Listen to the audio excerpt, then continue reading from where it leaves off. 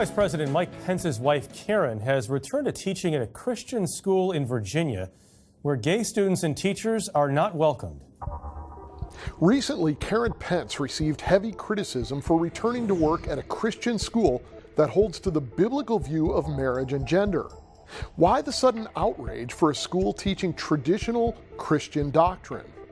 There is a worldview clash that's going on everywhere, and it includes Christian schools, higher education, the church, popular culture, and people who hold traditional values. I do think we're seeing an increased intensity and hostility against parochial schools, religious schools. What we saw with Second Lady Karen Pence when she appeared in the news was really an attempt to defame her character and the nature of religious educational institutions. Mrs. Pence is teaching at Emmanuel Christian School, which bans employees from homosexual relationships and so-called transgender identity, and affirms marriage as a one-man, one-woman lifetime relationship. The media and the left purported to be outraged that a Christian school might adhere to biblical morality and teachings. The point is that the value of exclusion is embraced here. And our vice president's wife, in the place where she is, it does the same thing. Karen Pence has taken a part-time job as an art teacher at a school that bans gay and lesbian students and teachers. For real. Those attacks are horrific, and they deserve to be heavily criticized and denounced. And, you know, here's the thing. Mrs. Pence is a Christian, and she wants to teach at a Christian school.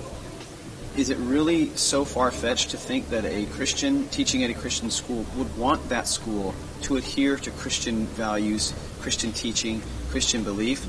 If the Second Lady of the United States is shamed for teaching in a Christian school, it's a way of saying to the rest of America, watch out, we're coming for you. We're going to shame you for standing for these values. Then there was the case of a group of students from Covington Catholic High School in Kentucky as they walked with the March for Life in Washington, D.C. There is a swirl of opposition, and it rolls into everything we do. So we can see it most recently in the case of the kids from the Covington school that were just wearing Make America Great hats again. The Catholic students were confronted by a far left-wing Native American activist.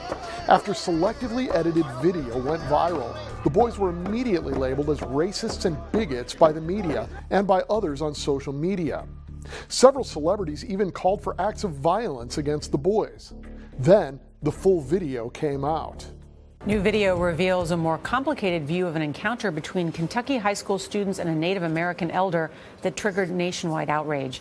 As it turns out, the activist was the instigator in the case, and the boys were respectful and peaceful.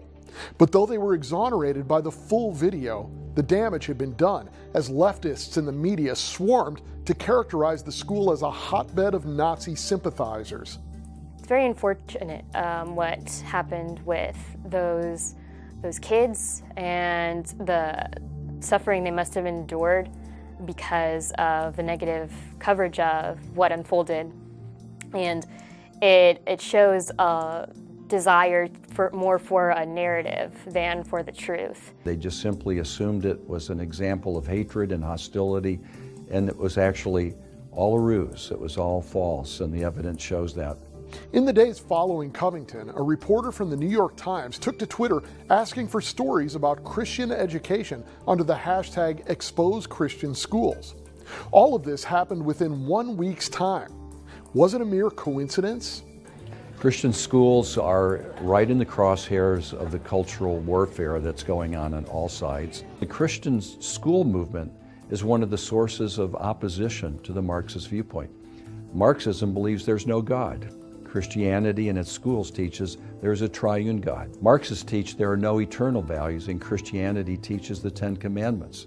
The Christian school, by and large, represents the classic values of Western civilization, and so by definition, the Marxist viewpoint is opposed to it.